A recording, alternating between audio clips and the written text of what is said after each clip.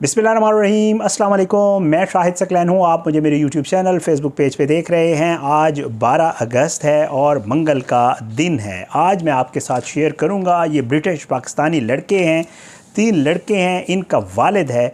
इन्होंने वहाँ पे एक ऐसी कार्रवाई की, एक ऐसा खौफनाक काम किया कि जिसके बदले इन सब को वालिद के अलावा, वालिद जो है उसकी रिहाई हो गई है और 3 ये जो लड़के हैं, ये नौजवान लड़के हैं, इनकी उम्रें जो है वो आपको पता है 22, 23, 24 साल के आसपास हैं। इन सब को जो है वो सज़ा हुई है, 2 को उम्र कैद हुई है, एक को थोड़ी कम सज़ा हुई है। और इन्होंने बरतानिया में बहुत ही एक खौफनाक काम सर अंजाम दिया, हल्की फुल्की लड़ाई के ऊपर, जो कि बाद में पता चला कि इनके और भी कुछ धंधे थे।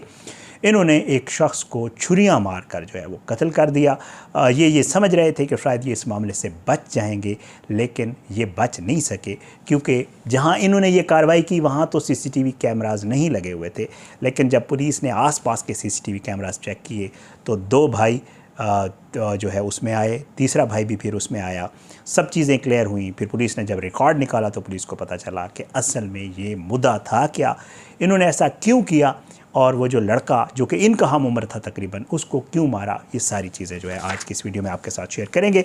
मैं आपको अक्सर कहता रहता हूँ जब मैं ओवरसीज़ पाकिस्तानीज़ के हवाले से और इन चीज़ों पे वीडियोस कर रहा होता हूँ कि जनाब, हम जब कहीं भी होते हैं तो हम ये समझते हैं कि हम क्योंकि पाकिस्तानी हैं और हमारा रवैया जो है बड़ा अजीब व गरीब होता है कि जी कुछ भी हम कर लेंगे तो शायद हम नहीं पकड़े जाएंगे। लेकिन दूसरे ममालिक में कवानीन ज़रा और तरह के होते हैं। आजकल तो हमारे यहाँ भी हाफ़ फ्राई फुल फ्राई हो रहा है इस पंजाब में, लेकिन वहाँ पे जो है फ़ौरन गिरफ़्तारी हो जाती है। अब ये कौन थे, पहले आपको जो है इन भाइयों के नाम बता देता हूँ। एक भाई का नाम है जी तैयब हुसैन, उम्र है 27 साल। दूसरे का नाम है एजान हुसैन, उम्र है 22 साल। और तीसरा है तौहीद हुसैन, उम्र है 24 साल। आप ख़ुद सोचें 24 और 22 क्या मतलब, ये बिल्कुल इस तरह। इनके वालिद थे जिनका नाम था ज़ुबैर हुसैन, जिनको बरी कर दिया गया। वाक़या क्या हुआ? वाक़या ये हुआ जनाब कि ये इलाका है नार्माकोट और स्टॉक ऑन ट्रेंट, अगर मैं सही जो है वो कर रहा हूँ प्रोनाउंस। तो इसमें यह है कि इन दोनों को, 2 भाइयों को जो है, तैयब हुसैन और एजान हुसैन को 7 और 9 जुलाई 2025 को जो है वो जनाब क्राउन कोर्ट ने मुकदमे की समाअत के दौरान नार्मा कोर्ट में जो है इन्होंने कत्ल का एतराफ़ किया बाकायदा, 7 और 9 जुलाई 2025 को इन 2 भाइयों ने। और उसके अलावा 24 साल जो तौहीद हुसैन है, उसने जो है 4 अगस्त को इसके मुकदमे, यही वाला जो 4 अगस्त है, इसके मुकदमे के इख्तिताम हुआ और ज्यूरी ने जो है इन तीनों भाइयों को इसका मुजरिम पाया। वक़ुआ क्या हुआ वो आपको बता देता हूँ। अब इसमें इनको सज़ा हुई है, मैं आपको बता देता हूँ सज़ा कितनी हुई है।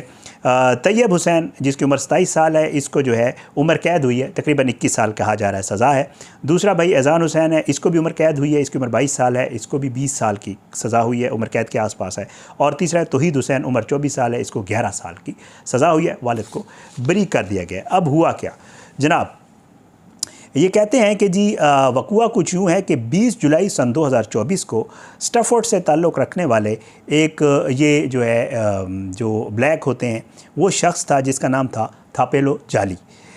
ये 21 साल का था।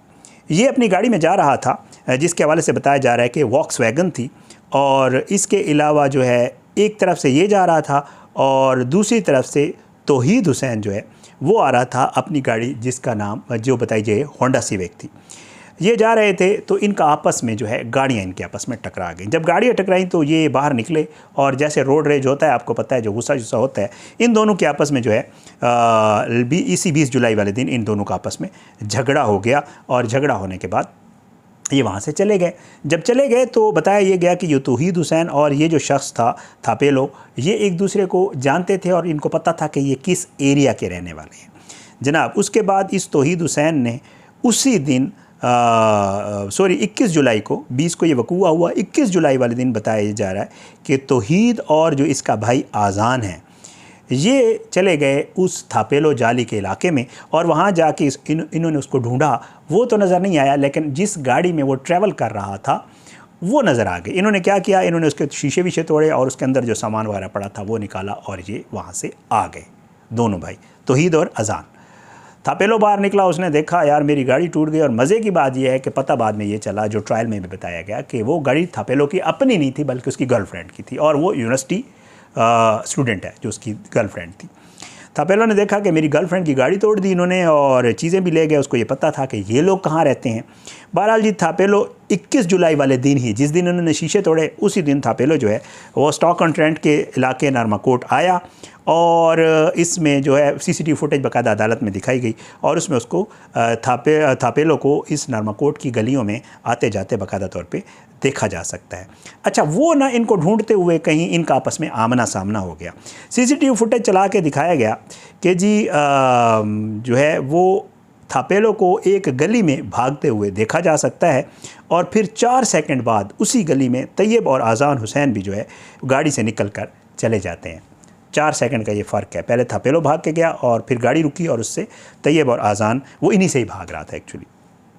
और फिर जो है बताया ये गया है कि उसी गली में ही सीसीटीवी फुटेज में देखा गया कि उस गली में तो सीसीटीवी नहीं थी कि उसी गली से ही जो है वो थापेलो 22 जुलाई इतवार की सुबह 12:30 बजे के करीब जो है थापेलो उसी गली में ज़ख्मी हालत में पाया गया, जिसके ऊपर खंजरों से शदीद वार किए गए थे और कई बार उसे खंजर से मारा गया था। सीसीटीवी फुटेज जब चलाई गई तो देखा यह गया कि उस गली में गए तैयब और आज़ान और फिर हैमिल्टन रोड पर जी उन्हें गली से भी निकलते हुए सीसीटीवी फुटेज में वाज़े तौर पर, जिस गली में थापेलो ज़ख्मी पाया गया था।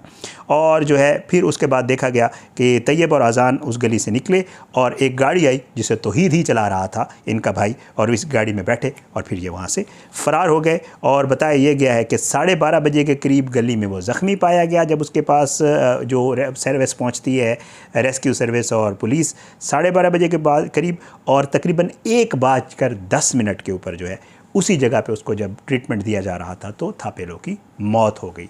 ठीक है, ये वक़ूआ हुआ। जब पुलिस ने ये सारी चीज़ें देखी, पुलिस ने इनको गिरफ़्तार किया और पुलिस ने जब गिरफ़्तार किया तो आपको पता है वो सारे शवाहिद वगैरह इकट्ठे कर लेते हैं, वो सारी चीज़ें इकट्ठी करते हैं। उसके बाद उन्होंने तकरीबन 1 साल गुजर गया ना, जुलाई से जुलाई अगर समझ लें 2024 से 2025, 1 साल जो है शवाहिद इकट्ठे हुए। वालिद के हवाले से कहा जा रहा है कि क्यों पीछे भी एक गाड़ी थी, पुलिस ने कहा कि शायद उसमें उसके वालिद और कुछ और लोग भी थे जिनके ऊपर मुकदमा था और उनको गिरफ़्तार किया गया था, उनको बरी कर दिया गया इससे।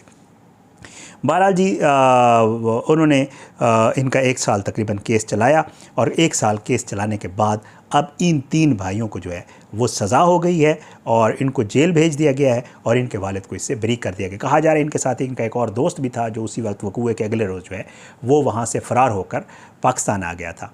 अच्छा, वहाँ पे ये भी रिपोर्ट हो रहा है कि जी ये जो थापेलो भी और ये भी इनका आपस में कोई ड्रग्स का भी मामला था, क्योंकि ये भी कुछ ड्रग्स का कारोबार करते थे और वो भी करता था और इस तरह भी इनका एक दूसरे को जानते थे, जान पहचान थी, लेकिन इनका ये मसला हुआ।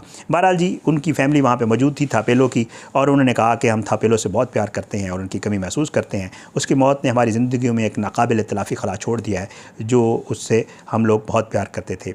जब हमें अफसरान ने थापेलो की मौत के बारे में बताया तो इनके अफसरान के अल्फाज ने हमारी ज़िंदगियों को हमेशा के लिए बदल दिया और हमें नहीं था आइडिया और हमारे साथ वो वक़ूआ हुआ कि जिसका हम कभी भी तसव्वुर नहीं कर रह सकते थे, ये उनकी फ़ैमिली का कहना था।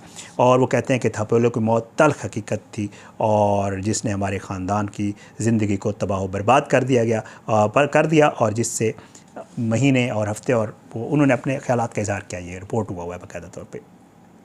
अब उसके बाद जनाब ये सब कुछ हो गया और जासूर सुपरिटेंडेंट चैरल हैनन, क्योंकि वहाँ पे डिटेक्टिव्स और ये सारा काम करना शुरू कर देते हैं शवाहिद इकट्ठे, तो फिर वहाँ पे जब कोर्ट में ये कोई हियरिंग होती है फिर उसके बाद फ़ैसला सुनाया जाता है तो फिर ये अपने स्टेटमेंट्स देते हैं।